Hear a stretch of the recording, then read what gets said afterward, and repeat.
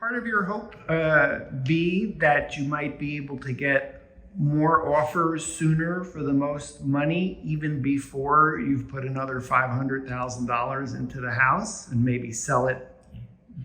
Yeah, I mean, in the real world, there's carrying cost of the project. So finding the right buyer, and if they wanted to modify or do some changes too, they could do that, right? And so that's the win-win of trying to get it done and find a buyer that they can put their personal taste on it. I'm convinced that whoever buys this is going to want to do a few other things too, right? Someone who buys a house of this magnitude says, here's what I like, add this or that. And so that's the belief of showing the vision so that someone can be involved earlier in that process. You mentioned some of the technology. As we walked around, we saw a lot of books of floor plans. Are those all printouts from Revit models? Is the entire plan originally designed in CAD? It's in CAD. We had some learning curves of our architecture team didn't put them into Revit, and they used some different backgrounding, which was really a struggle in getting some of the, we used box browning to do some, I guess, virtual imagery. And that process was more cumbersome than it should have been. So we had some lessons learned on next project we do. Let's start with the baseline where we are going to do that, right? And so that you could simply output construction drawings, as well as to have the 3D models to help a company like Hopscotch Interactive. And this is in the commercial world, as my background is, that's readily done, right? And so the sophistication when you get to residential is a little different, right? And so it's bringing those technologies that you see in commercial to residential. There's a gap, right? There's two different spectrums of how you use this information. In Atlanta, I've yet to see a property that has a true virtual, marketing plan, right? Even if it's a existing home that's fully furnished, there's very little excitement about technology. So there's real opportunity, I think, to use this across the board.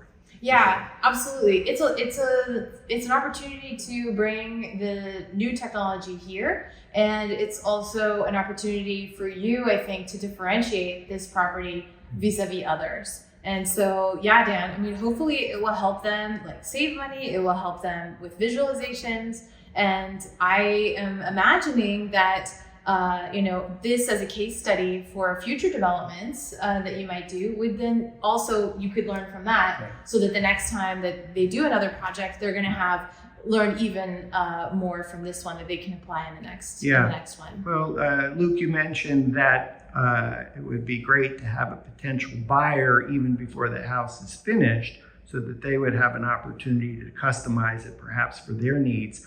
I could imagine that if you have it in a CAD format, or much of the house in the CAD format, that would just make it that much easier for a buyer to do the modifications faster, easier.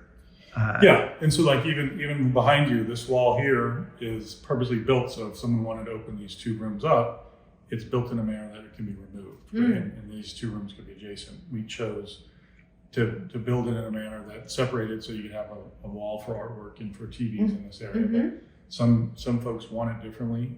Upstairs in the top of the landing, there was a debate of how someone would use that space in the when you come upstairs and then to the right. Yeah, there's a landing, there's a large area, and there's a plan that we have to enclose that if you wanted a second full office, right? If it was two CEOs that bought this house and they need both two places to work that are enclosed, or if you were using that as a sitting area for the junior suite.